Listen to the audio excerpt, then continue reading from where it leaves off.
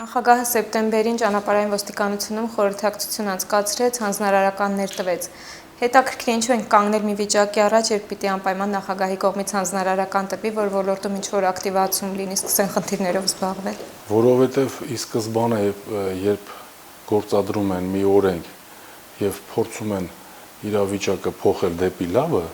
հիմքում է դրվում շատ սխալ ուղի։ Նույն կերպ կարող եմ ասել, որ երթևեկության կանոնները ուրեմն քաղաքացիներին դաստիարակել երթևեկության կանոններով պատշաճ ձևով վարել մեքենաները, դա չի կարելի դիտարկել բիզնես։ Իսկ մենք ի սկզբանե 70%-ով բիզնեսը տրամադրել ենք ինչ-որ մի սեփականատիրոջ, որը երբևիցե եկեք գիտակցենք որպես կոմերցիա եւ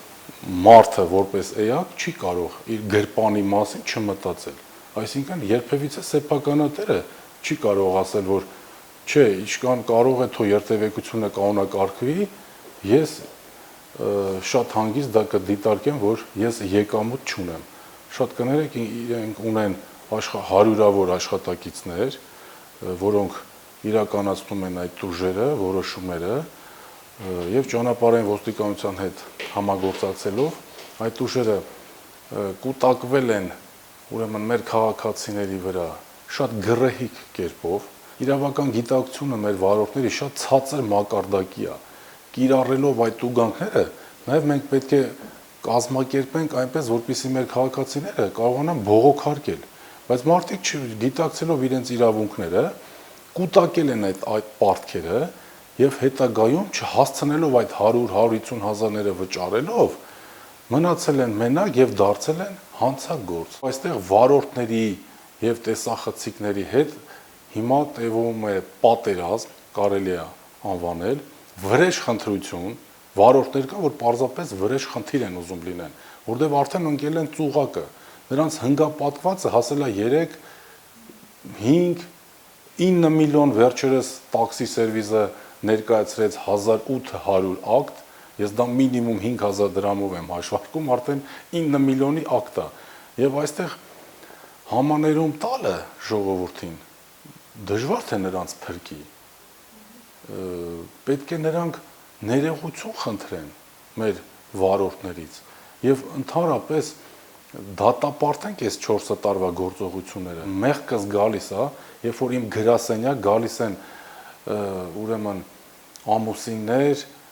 տարեց մարդիկ, տարբեր քաղաքացիներ, ես իսկապես առողջություն եմ կորցնում լսելով նրանց պատմությունները եւ այդ կուտակված տուգանքները եւ մենք ոչ թե այժմ պետք է խոսենք ներկայից եւ ապագայից, այո, այսօր միջ գերատեսչական հանձնաժողով է ստեղծվել, փառք Աստծո, նախագահան հանձնարարել է, որպեսզի կարողանանք ոլորտը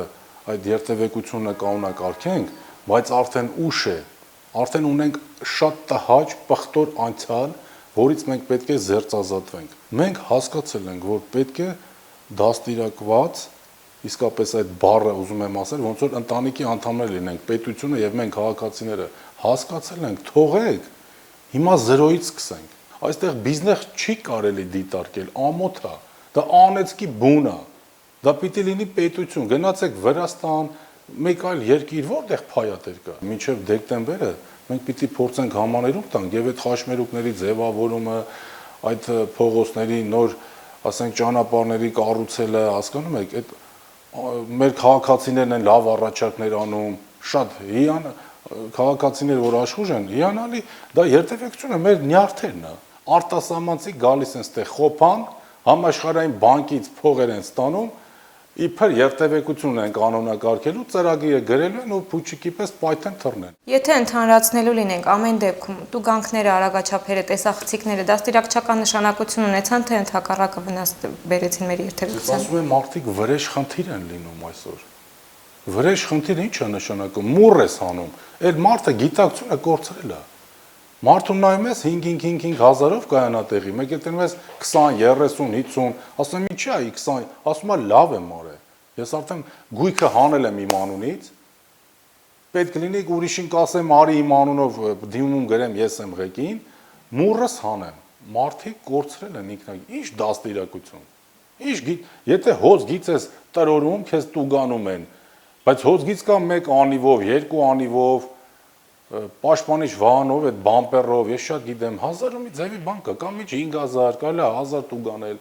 Դաստիարակեք, բայց դա ով կարանի, սեփականատերը, ով որ փայ ունի, 100% դա պետությունը պիտի վերահսկի։ Չկա տես բան, աշխարհում ես չեմ էլ հավատում։ Կարող է մեկը ներդրում անի, ասի տեսախցիկ դնեմ, տասնապատիկ առնեմ։ Արա երջան է, հերում մնացեք, տվեք պետությանը, թող պետությունը մեր դաստիարակությամբ զբաղվի։ Ու իսկապես կհաղթարենք վաղը, մենք տուգանք չենք ունենա։ Այդ ժամանակ ոչ մեկ չի մտածի, վայ փողերս պակաս է։ Մա մենք գնում ենք ուր, որ վաղը երթևեկենք, կանոնները չխախտենք, չէ՞։ 20 մետր հոց գիծա։ Դե արի դիրքավորվի, որ աչ ես գնում, էլ վերջ։ Գնա ֆռա նորից արի։ Կարելի է 2 մետր անել, կամ ընդհանրապես փորձնական վերացրեք դրանք ինչ վթարա լինելու։ Կան ինչ-որ հատվածներ, խաչմերուկներ, որտեղ անգամ փորձառու վարորդ այսպես ծուղակուն կհայտնվի, ստիպված կլինի խախտում անել։ Շատ կոմիտասովիչն է, ես դες ամբողջովին խաչմերուկները ցույց տամ։ Խցանումները, ինչի պատճառները։ Բողոքարկումների պատկերը ինչպիսին են ցույց տալիս, շատ են արդյոք լինում դեպքեր, երբ արդարացում են Ձեզ տրված է 10 օր։ 4 օր էլ աշխատանքային, ոչ աշխատանքային օր անենք, 5 օրում խեղճ մարդը ինչ պիտի անի։ Նախ պիտի 6 ամսով կամ հետաձգի, բողոք գրի, կամ էլ հասցեագրի տիրոջ վրա։ Հիմա էլ տերը իրավունք գալի կանգնացնում են անօրինականություն է։ Դու իրան ես ուզում հասցեագրես, լարիքով տենանք դու ով ես, ինչ ես։ Նոր հասցեագրում են, ասենք այդ տուգանքը, ասենք վարորդի վրա։ Դա 10 օր է տրված, ես 1 ամիս եմ խնդրել, առաջարկել։ Պիտի դատական process-ներ, հետո իշքան նամակ ուղարկենք, դատարաններում լեփլեցում կլինի, վերջը կասեն, այ մա, տեսախցիկներ անեք, ոնց որ Ամերիկայում